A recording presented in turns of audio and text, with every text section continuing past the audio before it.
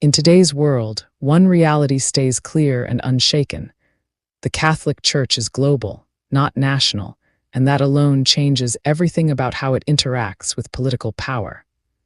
The Church is not tied to one country or one government. It spans continents, languages, and cultures, meaning any direct alignment with one nation's military agenda would immediately trigger division among Catholics worldwide, weaken the Church's credibility as a moral authority, and risk turning a spiritual institution into a political instrument. That is exactly why the Pope, currently Pope Francis, does not function as an extension of any state power. Political leaders such as presidents or prime ministers run governments, set national strategy, and oversee military decisions, but the Pope leads a global religious community guided by spiritual doctrine and moral teaching. These roles are not interchangeable, and they do not answer to each other. A political leader cannot command the Pope, and the Pope does not take orders from governments. His authority is rooted in religious tradition, not state control. This separation is the core reason popes consistently avoid endorsing wars in the way political leaders demand.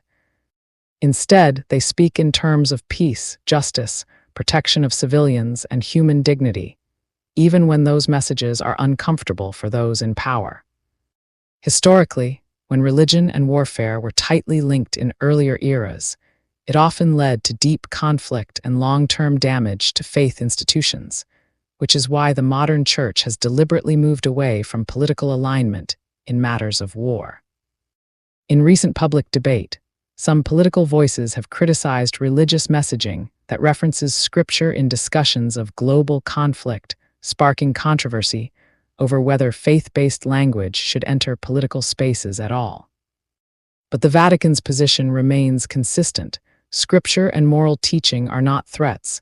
They are foundational to the Church's identity, and they are not directed as political weapons. Instead, they are meant to guide conscience and encourage restraint in moments of conflict.